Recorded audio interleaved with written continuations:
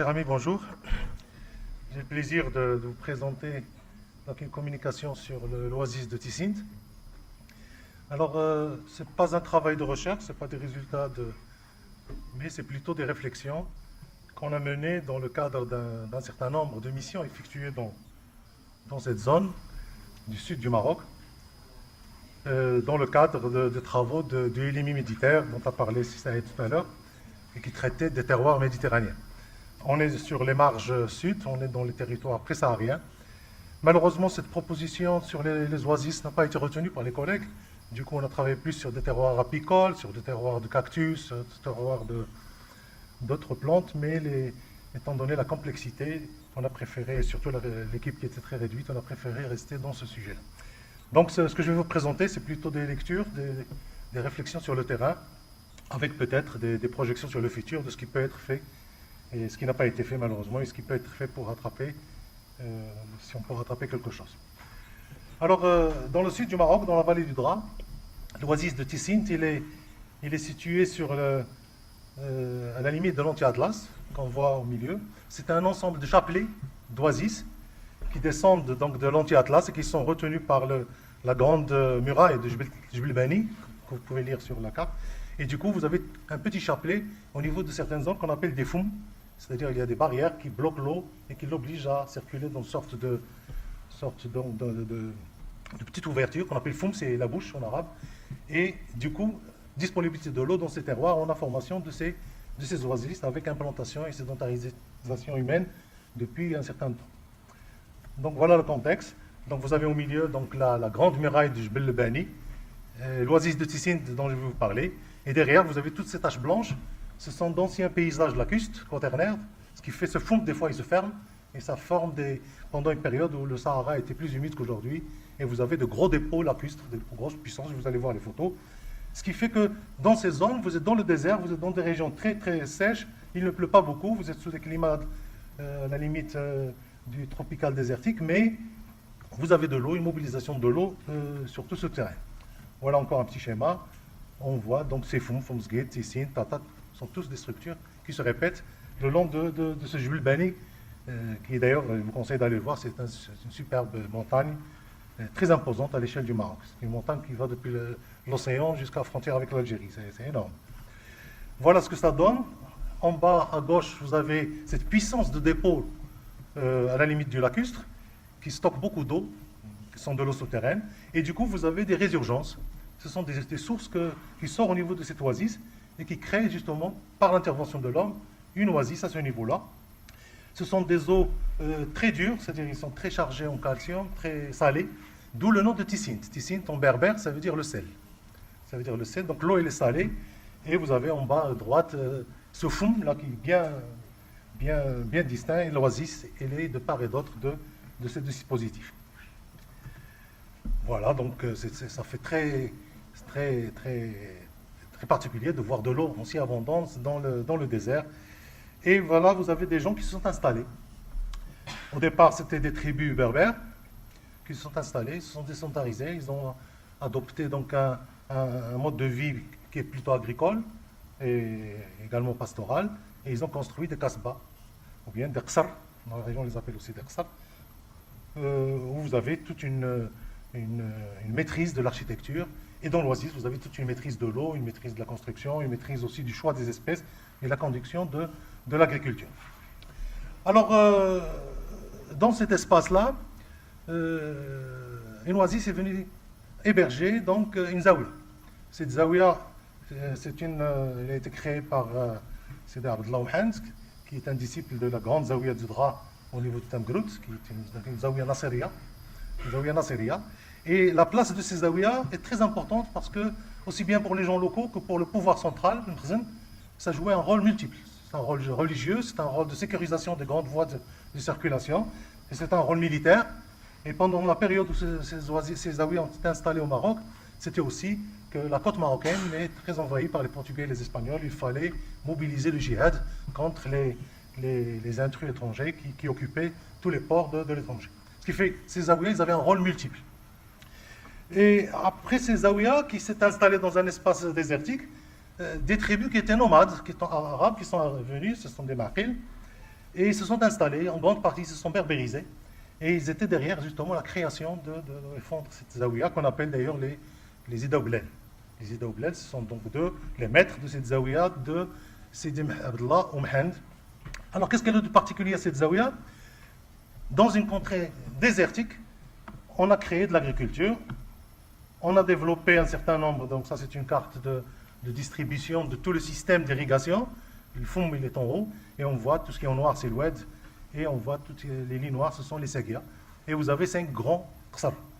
5 grands qsar. Celui qui est au milieu, c'est celui où s'est installée la zawiya. Alors, cette zawiya, les gens, ils étaient donc des Oasiens, soit sédentarisés, arabes, mêlés avec les berbères, et on a créé un espace oasien si agréable dans une contrée désertique. Alors, les produits, c'était les dattes, bien sûr, il y avait le henné, entre autres, il y avait les grenades, j'ai mis les principaux, bien sûr, il y avait des cultures fourragères. Bien sûr, il y avait autre chose. Mais c'était l'essentiel des produits qui nourrissaient et l'homme et les animaux par le pâturage, et donc l'activité. Et c'était donc un espace, malgré sa réduction au niveau spatial, il est très important en termes de richesse. Alors là-dedans, ce qui intrigue lorsqu'on veut prendre ce paysage sur le plan des plantes aromatiques ou médicinales, c'est justement l'absence de ces plantes, l'absence de plantes spécifiques, l'absence, peut-être le grenadier, on en fait quelque chose. On a des préparations de jus qu'on concentre à force de les faire bouillir pour obtenir une sorte de sirop qui va guérir un certain nombre de maladies. Mais en elle-même, à part le henné, qui est produit aussi dans l'oasis, il y avait très peu de plantes aromatiques et médicinales. Comment se fait-il que cet espace, il a produit justement des herboristes? On a tous l'habitude de voir à la place Jamefna, ou bien quand on est au café, il y avait des gens qui passaient, on dit des Sahraouis, mais en fait ce ne sont pas des Sahraouis du Sud, c'était des gens des oasis.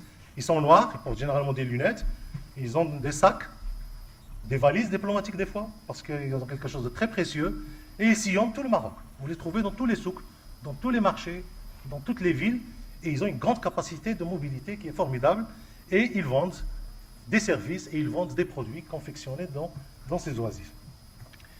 Ce qui fait, donc, on s'est forgé tous cette idée que le Sahara, c'est aussi les plantes aromatiques et médicinales, c'est la médecine traditionnelle, et le mot Sahara est mystique pour nous. D'ailleurs, beaucoup de plantes médicinales vendues chez nous, ils se terminent par Sahraouia, le Gouza Sahraouia, etc. Donc il y a beaucoup de plantes, on leur rajoute, étant donné qu'ils proviennent de ces contrées.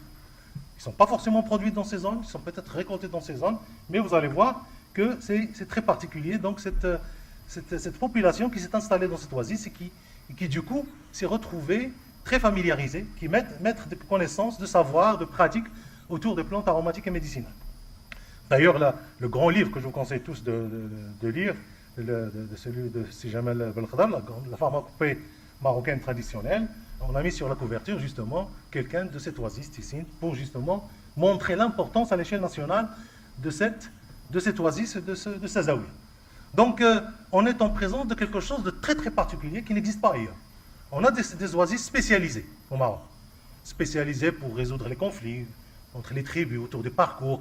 On a des oasis qui formaient des gens pour l'armée, on a des zawiyas, mais une zawiya qui s'est pris cette renommée autour des plantes aromatiques médicinales, c'est très rare. Alors, cette zawiya, il a pris son importance dans un contexte historique très important. Vous savez que autour du Sahara, le Sahara n'a pas été aussi marginal qu'on le pense. Au contraire, il était à une certaine période très centralisé au niveau des échanges, au niveau de la mobilité des gens. Et d'ailleurs, les grandes tribus arabes, quand ils sont arrivés en Afrique du Nord, ils ne sont pas venus par le Nord, ils sont venus par les oasis des Sahara tout au long. Et il y avait beaucoup d'échanges. Il y avait des grands axes. Et au Maroc, le grand axe, c'était autour du Tafilet, autour de Sijil Massa, la grande ville historique qui est démolie malheureusement actuellement. Et donc, tous les grands couloirs de commerce transsaharien, ils passaient justement par Sijil Massa. L'autre couloir, il va vers Tripoli. Et là encore, il est contrôlé par une grande zawiya, la zawiya d'Isnoussi, en Libye. Alors, on a des témoignages de ce commerce international. Ça, c'est une gravure qui est présente à l'Université Nord-Ouest, qui montre justement, à gauche, des gens qui montent des dromadaires et qui sillonnent le Sahara. Ils vont échanger avec les grands sultans de l'Afrique noire. des échanges divers. On a des listes de projets, mais c'est pas de projets qui sont échangés. Vous avez de l'or, vous avez des esclaves, vous avez du sel, vous avez beaucoup de produits, et vous avez des plantes médicinales. Donc Sijil Massa, il a joué ce grand rôle, mais vers le XVIIe siècle, je crois, 1800 et quelques, non, 1700 et quelques, Sijil Massa a perdu son aura. Pour des conflits politiques, il a été détruit.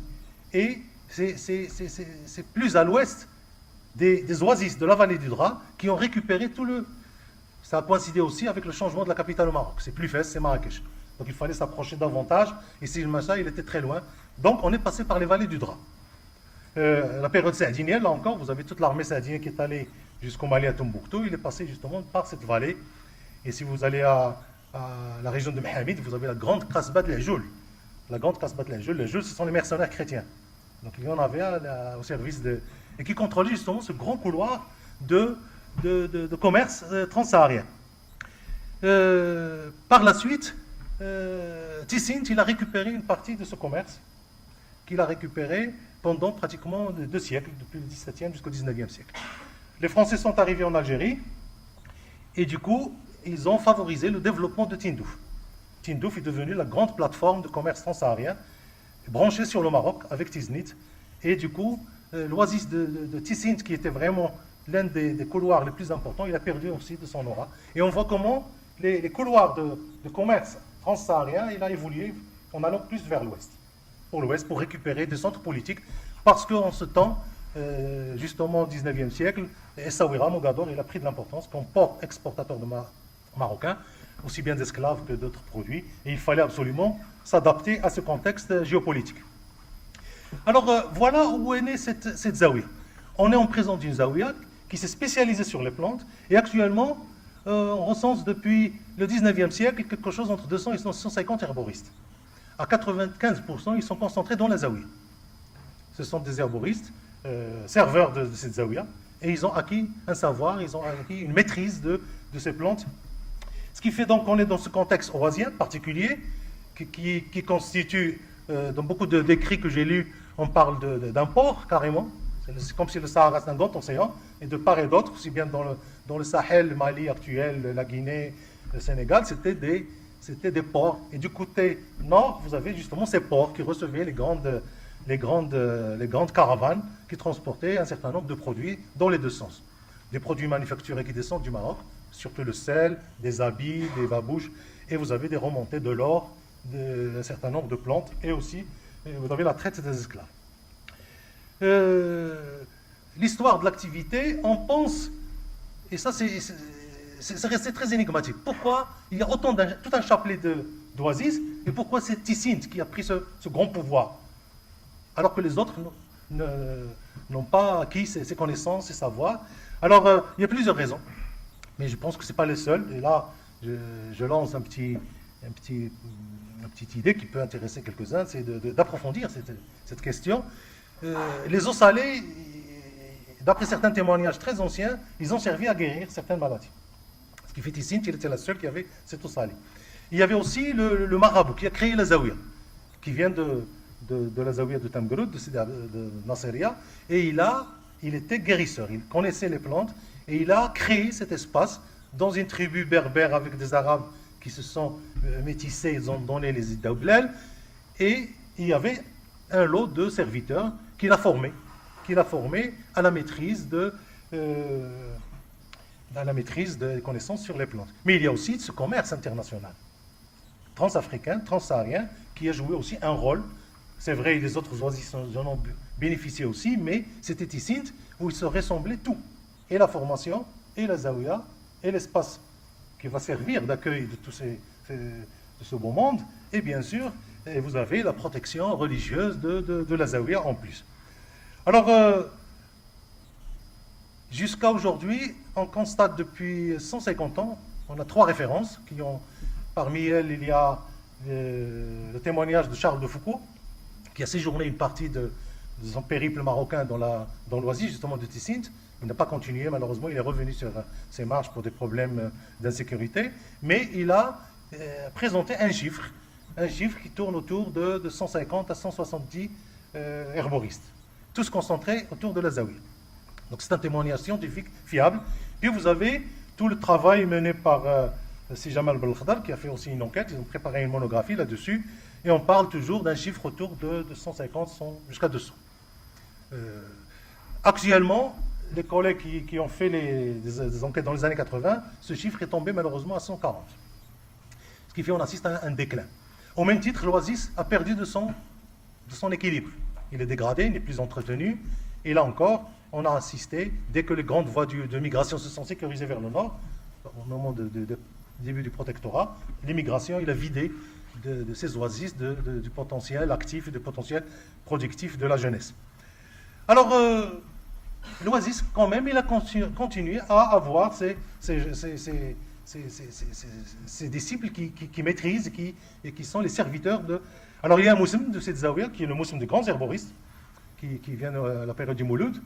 Et d'après la tradition, celui qui ne vient pas risque de perdre son savoir et il risque d'avoir aussi beaucoup de malédictions.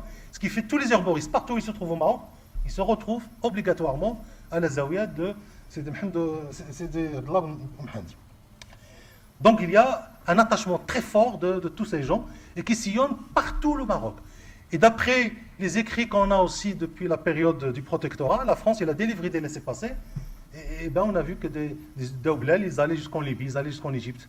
L'Algérie, c'était courant. Le Sud, c'était quelque chose, aller prendre un café dans j'allais à côté.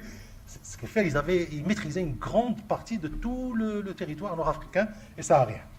Chose qui continue jusqu'à aujourd'hui. Si vous allez à la place jamaïcaine, il y a toujours un herboriste saharien de Tessint. Si vous allez dans même les petits souks, vous en avez toujours cette physio. Avec leur djellaba, gandora bleu et leur turban, et surtout des lunettes noires qui les différencient des autres.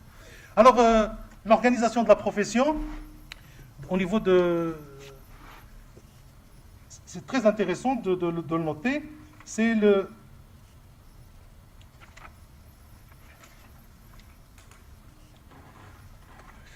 Vous avez toute une hiérarchie.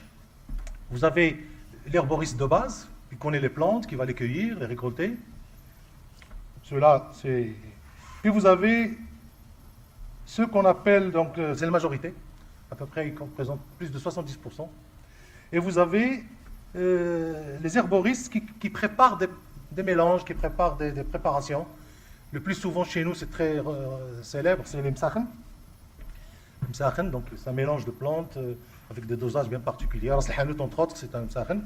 Et ceux-là, ils sont passés maîtres de ces préparations.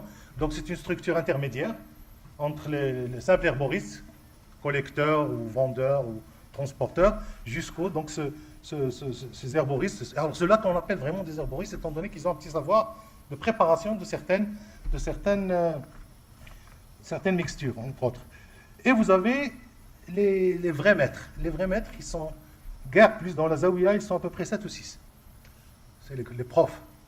Ça, c'est vraiment le sommet. Ils maîtrisent tout le savoir. Ils ont des préparations extraordinaires, aussi bien avec les racines, avec les feuilles, avec les différentes parties des plantes. Ils connaissent les maladies, ils connaissent les soins apportés. Et c'est une chasse gardée de ce savoir qui n'est pas permis à tout le monde. Donc vous avez une hiérarchie. Vous avez les grands boss et les autres. Et cette hiérarchie n'est pas sur la richesse, ni sur c'est surtout sur les connaissances et les savoirs que détiennent ces gens-là. Alors, dans l'Oasis, vous avez aussi tout un système de formation-apprentissage. Et ça, c'est le plus intéressant. On a essayé de creuser là-dessus, mais il faut approfondir encore davantage. C'est que l'apprentissage, il commence très tôt avec les jeunes, par toute une période d'initiation. Généralement, c'est au moment de la récolte, où les jeunes accompagnent les récolteurs. Les récolteurs, c'est la plus basse catégorie. Au niveau donc, de ceux qui connaissent les plantes, ils vont les ramasser. Ça va durer quelques années, jusqu'à l'âge de, généralement, 7 ans à peu près. 7 ans de formation. Il n'y a pas de document, il n'y a pas de parole. C'est l'apprentissage par la vue. C'est-à-dire les jeunes, ils voient ce que fait le maître, il va récolter cette plante, il va récolter cette racine, donc ils apprennent de cette façon. Ce n'est qu'après qu'ils maîtrisent, à bout de 7 ans, qu'ils connaissent les plantes, qu'ils connaissent où il faut les accueillir, à la limite, ils deviennent eux aussi des herboristes. Et bien, à ce moment-là, leur père, s'ils ne sont pas encore assez jeunes, il va les confier à un grand maître. qui vont devenir leurs disciples. Et c'est là où il va apprendre. Et là, le choix n'est pas permis à tout le monde. Donc, le grand maître, il choisit lui-même à qui il va donner ses savoirs et à qui il va pouvoir c'est un héritage, c'est pratiquement ces savoirs qui sont très très durs. Et c'est là où vraiment on se retrouve avec le grand proverbe sénégalais, je crois, qui disait que chaque vieux connaisseur, c'est une bibliothèque qui disparaît. Donc ce problème de transmission, je crois qu'il est essentiel à ce niveau-là. Donc ce gars-là, initié, il va maintenant accompagner un maître, où il va voir les préparations, il va voir les connaissances. Et ces connaissances, ils sont de plusieurs sortes. Il y a les connaissances botaniques, sur les espèces, la différence entre les plantes. Il y a aussi des connaissances en termes je dirais, écologiques. Ils connaissent les endroits où il faut les récolter. Ils connaissent aussi le climat. Ils connaissent les types de sols où peuvent ces espèces, ils peuvent les trouver facilement. Ils connaissent la période de l'année où il faut les cueillir. Généralement, c'est à partir du mois de mars. Dans le Sahara, c'est février-mars, on commence à récolter. Ou bien après une chute de pluie. Donc il y a l'information sur la chute de pluie est capitale. Pour aller récolter, ils savent la pluie est tombée dans telle zone ou telle autre. Et vous avez bien sûr toutes les connaissances sur l'aspect technique, je dirais, de la chose, c'est comment préparer. Donc c'est toute une panoplie de savoirs que ces jeunes initiés doivent commencer à apprendre et à. Alors,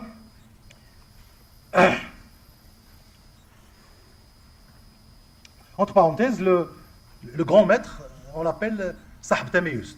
Tamayus, c'est un mot berbère qui veut dire l'Aghda. L'Aghda en arabe, c'est celui qui prépare vraiment. L'Aghda, c'est la préparation d'une potion, d'un mélange. En berbère, et on dit Sahb Tamayus, c'est-à-dire pour les qualifier, on dit Sahb Tamayus, ça veut dire que celui qui sait préparer les potions et les mélanges. Alors, par la suite, donc, il y a donc l'initiation aussi au commerce. Alors, ce qui a réussi à cette fraction d'herboristes, c'est ils ont mis en place un réseau formidable à travers le Maroc et à travers les pays de la région.